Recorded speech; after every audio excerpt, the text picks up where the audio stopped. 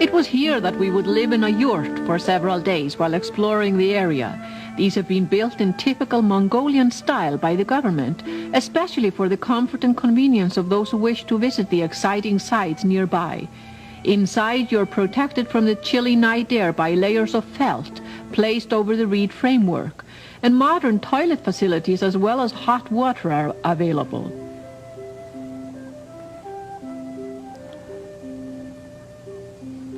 You'll be quite comfortable on the beds too, and everything is spotless.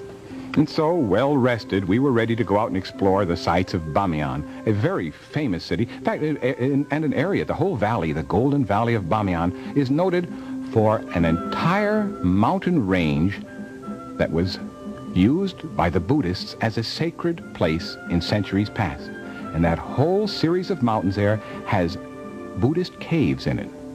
Religious fanatics, religious priests came here, carved the caves, and dedicated all of these caves to Buddha. Now, when the Muslims came along, many of the caves were destroyed. In fact, the caves were used as residences, and the tar from the fire covered many of the paintings inside, and that sort of saved those paintings. They've been able to remove the tar deposits from the fires of the last few centuries, and they have found Buddhist paintings, some of them of great beauty and color, inside the caves.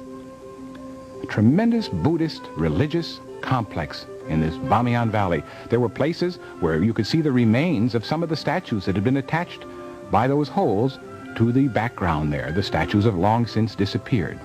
One tremendous statue is being restored by Indian engineers and artists who have come up there, and they're trying to restore this tremendous one. You can see how in the olden days they used to have ropes there and put the mud around the rope to cause the folds in the robes. But that was a small Buddha, 125 feet.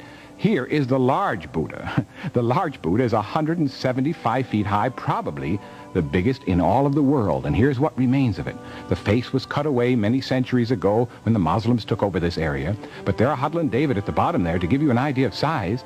And you're looking up 175 feet. And above its head, above the head of this statue, we could see very unusual paintings. We were told it might be possible to go up there and see the paintings at close range. To reach the head of the Buddha, you first climb up a little slope, which takes you halfway to your goal. Here you're looking down on the fertile Bamiyan Valley, guarded by its forts. Then you enter a series of caves they have discovered, which lead right to the head of the statue.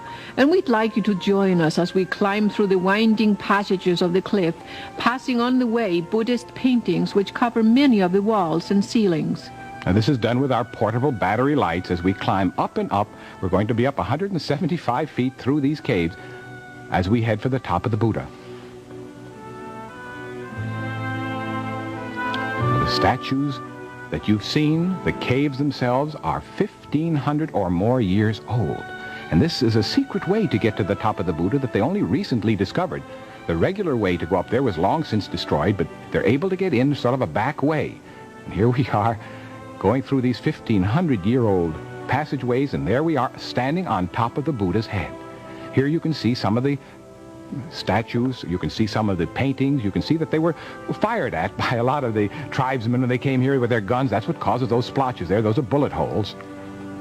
Would you like to lean over the front of the Buddha with me?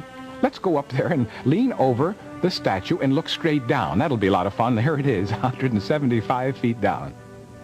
Whoop, whoop, don't get too close there. Well, we climbed down again, all the way down this way, and had one last look at that magnificent big Buddha, 175 feet high, carved in these cliffs 1,500 years ago. We'll continue in just a few moments.